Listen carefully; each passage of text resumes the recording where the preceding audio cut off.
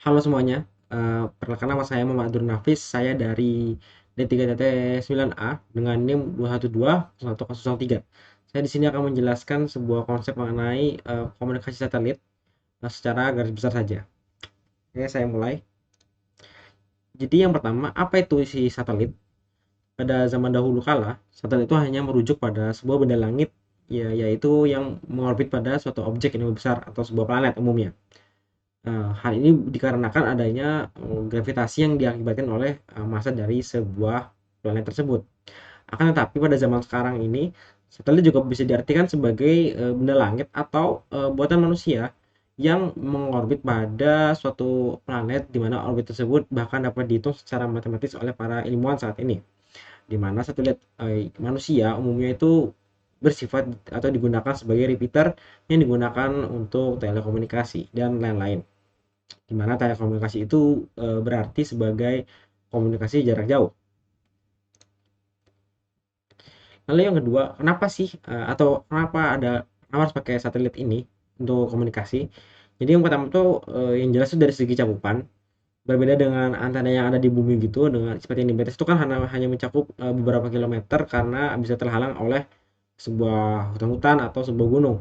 Sedangkan untuk sebuah satelit ini sendiri dia tuh karena dia di atas langit dan dia tinggi, jadi dia bisa mencakup langsung beberapa daerah besar sekaligus kayak satu negara atau pulau atau benua bahkan. Lalu secara komoditas, jadi karena satelit sendiri menggunakan radio elektromagnetik gelombangnya, maka dia juga dapat mengirimkan informasi yang dimodulasi seperti data atau video atau audio dan sebuah gambar. Lalu secara kemudahan, karena banyak tempat di bumi ini yang tidak dapat dijangkau oleh seorang manusia, maka satelit akan sangat membantu untuk berkomunikasi ke tempat-tempat tersebut. Jadi, karena tadi yang dibilang itu di luar angkasa dan mengorbit, maka dia dapat mengakses sebuah tempat seperti gurun atau laut itu dengan mudah. Tidak seperti perangkat komunikasi lainnya yang lain ada di bumi. Lalu selanjutnya, lalu karena tadi kita menyinggung buatan manusia itu di umumnya digunakan sebagai repeater, jadi pada komunikasi satelit sendiri tuh satelit berfungsi sebagai repeater untuk komunikasi jarak jauh atau telekomunikasi tadi.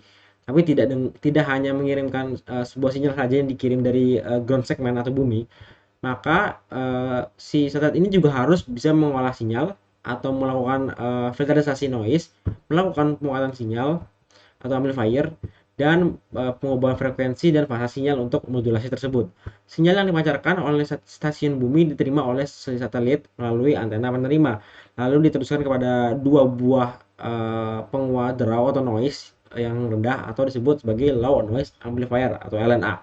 Dengan kekuatan yang digabungkan kembali, bila salah satu LNA yang di satelit mengalami kerusakan, maka yang lain dapat berfungsi. Situasi ini dapat membuat sebuah redundansi atau kayak sebuah pencegahan untuk sehingga bisa meningkatkan sebuah kehandalan atau sebuah availability. Lalu selanjutnya itu saya akan menjelaskan mengenai tiga orbit satelit secara garis besar gitu.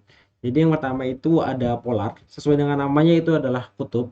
Jadi si satelit ini akan mengorbit secara menyimpang 90 derajat dari si garis khatulistiwa dari jadi dia akan bergerak dari kutub utara lalu ke kutub selatan.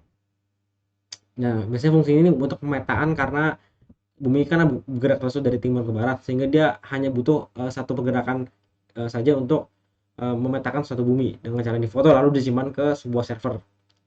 Lalu yang selanjutnya itu adalah elliptical, di mana elliptical itu seperti oval gitu. Jadi yang misalnya harusnya orbitnya itu adalah bundar persis atau lingkaran persis sesuai dengan bentuk sebuah planet. Tapi karena gravitasinya itu berbeda-beda pada suatu planet, jadi dia tuh dapat menyebabkan penarikan yang mengakibatkan sebuah satelit itu berubah-ubah kecepatannya sehingga dapat membentuk sebuah bentuk oval atau tidak bulat sempurna. Lalu yang ketiga itu ada geostasioner. Nah, tujuan dari orbit ini sendiri tuh untuk melakukan komunikasi sehingga dia tuh harus selalu di atas sebuah daerah yang ingin digunakan.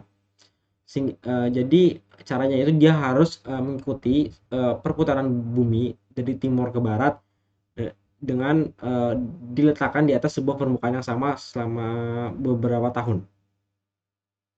Jadi dia akan mengikuti garis khatulistiwa atau ekuator. Lalu yang terakhir itu ada frekuensi yang digunakan secara umum oleh para satelit komunikasi. Jadi yang pertama itu ada L dengan frekuensi gigahertz 1 sampai 2 gigahertz. Lalu ada band S yaitu 2 sampai 4 gigahertz. Lalu yang ada band C jadi 4 sampai 6 gigahertz, ada KU 12 sampai 14 gigahertz dan KA 20 sampai 30 gigahertz. Nah, untuk di Indonesia sendiri itu umumnya pada memakai KU dan KA untuk broadcasting film. Maaf, TV.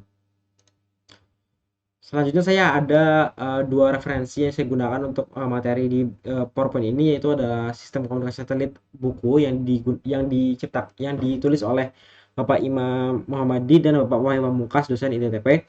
Lalu yang kedua ada sebuah jurnal yang ditulis oleh Bapak Agus Sugiharto dengan judul penggunaan sejaringan VSAT untuk komunikasi jarak jauh atau telekomunikasi dari jurnal Mitra Manajemen Universitas Surya Dharma. Sebelumnya saya minta maaf jika ada salah kata. Saya undur diri. Wassalamualaikum warahmatullahi wabarakatuh. Dadah semuanya.